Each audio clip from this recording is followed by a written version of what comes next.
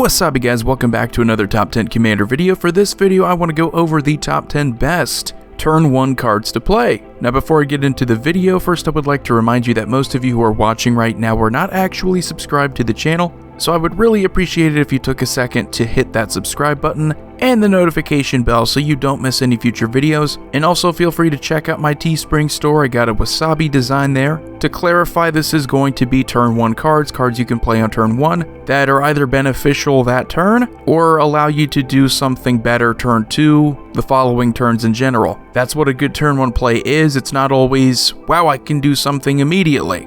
While the best of the best turn 1 plays allow you to do that, it's usually just about setting up for your following turn. So number 10 here we have Ponder and Preordain and maybe Brainstorm depending on how your deck is built. Maybe it can take advantage of Brainstorm a little bit better, but usually putting 2 cards from your hand back on top of your library isn't necessarily what you want to do turn 1, but these all will basically net you a card. You will at least get to something that you didn't have before. Maybe it's a land. That's why these are pretty decent turn 1 plays, because if you know you're missing a turn 2 land drop or a turn 3 land drop, drawing on turn 1 is a great way. Using any of these to draw on turn 1 or shuffle your library with a Ponder can really help to prevent any sort of mana shortages because you just don't draw into any more lands. But other than that, I would say these are pretty low. It really doesn't matter when you play these throughout the game. Drawing a card is never really bad. It's not exceptional turn 1, but it does kind of help alleviate any sort of land problem. So number 9 here we have Allosaurus Shepard, the new card from last year's Jumpstart set, and holy cow, this card is crazy. It can't be countered itself, so turn 1, if your opponents happen to have something like a mental misstep, they can't even counter it. Green spells you control can't be countered in general. And oh yeah, if that wasn't enough, you have an activated ability for 6 mana until end of turn. Each elf creature you control gains base power and toughness 5/5 and becomes a dinosaur in addition to its other types. So for just 1 mana, you have probably one of the most powerful creatures ever made. It does see competitive play because it's uncounterable, and it can help make certain win cons like Food Chain uncounterable.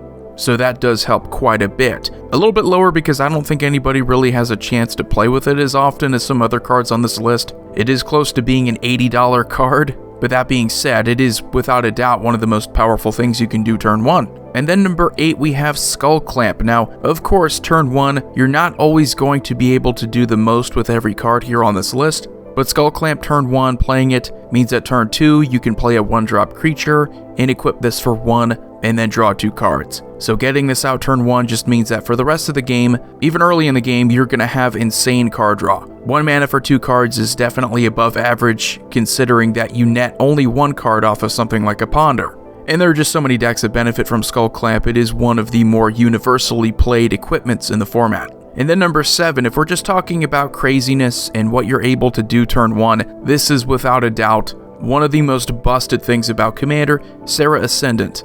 As long as you have 30 or more life, which is your starting life total at 40, Saracenic gets +5/+5 and gains flying. So it has flying and lifelink, it's a 6/6 as soon as turn 1. That means turn 2 you can attack someone and they lose 6 life, you gain 6 life. Having that kind of advantage turn 1 is just ridiculous. There are of course things like mana production that are more important turn 1, that long term throughout the game are more important for a setup, just so you get the rest of your deck working, but that really doesn't take away from the fact that this is just an insane amount of power and toughness turn 1. Even in Commander, with 40 life, you get hit with this turn 1, you feel cheated. You feel cheated quite a bit. But that's kind of the funny thing about these life gain cards is that they were originally designed for a format where you start with 20 life. So if you think about the uphill climb that was originally, now that you start with 40, you don't have to work for it at all.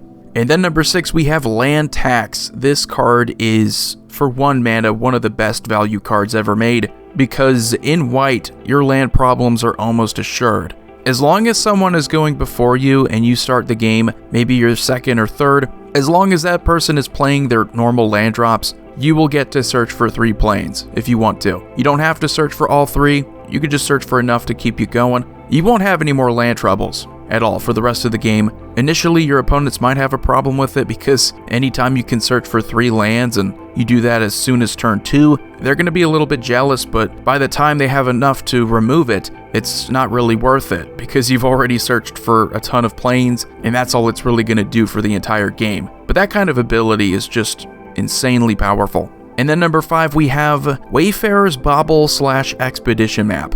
I put these two together because they do a very similar thing, although I would have to say Wayfarer's Bauble is a little bit better because it's more like a ramp spell. And a lot of decks, you don't want to go past turn 2 for ramp, so Wayfarer's Bauble, you pay 2, you will technically ramp and get yourself a 3rd land on turn 2. Expedition Map doesn't do that, it's just a land tutor for any land that you want. That's its advantage, is that you could get something like an Urborg, a Reliquary Tower, anything that you need at that moment.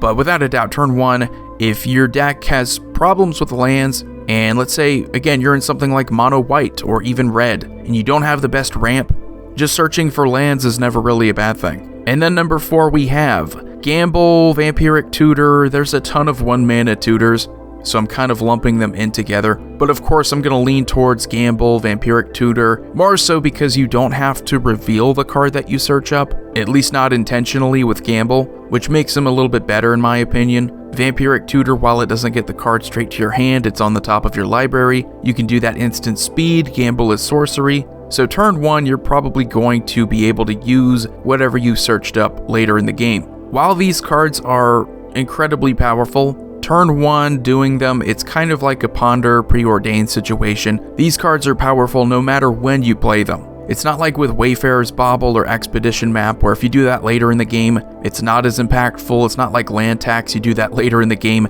you're not really doing anything significant. These are just great whenever you play them, so turn 1, play them, not any worse than playing them later in the game. And then number 3, we have Birds of Paradise. We could throw a little nod there to any 1-mana mana dork, of course, because if you have the mana that you need, it really doesn't matter what's tapping for mana. Birds just happens to be everyone's favorite because you can throw it into whatever green deck you want to, and it taps for whatever mana you need. These are the most consistent turn 1 plays. It at the bare minimum will allow you to have 3 mana at turn 2, and being able to play as many of them as you want in a deck means that it's going to speed up how quickly you win the game, which is why these are very popular choices for competitive EDH. But number 2, if we're talking about getting mana, one of the best spells ever made is Dark Ritual. If we're just talking about the best turn 1 plays, the best turn 1 cards that will allow you to continue your turn on turn 1, Dark Ritual is hard to beat. It'll gift you 3 black mana on turn 1 that you can use to cast whatever else you need. It could be a mana rock, it could be some kind of tutor spell, whatever. It's 3 black mana, Necropotence. Usually if you get off to that good start on turn 1, you'll pretty much just choose how the rest of the game goes because you'll be that far ahead. Now before I go into number 1, let's talk about some honorable mentions here. Training Grounds is another good turn 1 play. It is very specific around taking advantage of activated abilities by making them cheaper. We have Viscera Seer. Viscera Seer is a staple in any kind of sacrifice strategy. I just think something like Skull Clamp is a bit more impactful. We have the awesome card, very underrated, Curse of Opulence. You throw this onto an opponent and you're going to make their life a living hell, but you're going to give yourself a ton of gold tokens, and that's going to significantly improve your game. We have Weathered Wayfarer. In the same spirit of Land Tax, you have a way of getting yourself lands. It's a little bit better or a little bit worse depending on how you view it, but I just think Land Tax getting 3 lands is just way too powerful. Soul Warden is another great one. Turn 1 you play this, you just end up with a ton of life. Sensei's Divining Top's another great turn 1 play. Very difficult to get rid of because you can always just replace it with the top card of your library. So number 1 here we have Soul Ring and Mana Vault / Mana Crypt. It really is just the mana rocks that tap for more than just 1 mana as soon as turn 1. So you end up with a ton of excess mana. Soul Ring is just the most ubiquitous of the 3. Obviously, if you can end up with 2 mana off of your mana rock, Mana Vault and Mana Crypt are going to be better, but really just a turn 1 play where you end up with more mana. You can continue it. You can play something like a Signet after you play your Soul Ring. So again, it's kind of like with Dark Ritual, these are not just great cards to play on turn 1, but they will allow you to continue your turn on turn 1. Maybe even potentially set up for your win the following turn, or if you're really lucky, you could just win on turn 1 right then and there. And I think most of you would agree a turn 1 Soul Ring is usually a great indication of how the rest of your game is going to go. But anyway guys, let me know what you think about these top 10 turn 1 cards to play in the Commander format. Let me know your favorite ones in the comment section below. As always, thank you so much for subscribing. We are very close to 21,000. You all enjoy your day. Void here signing off. See you all next time.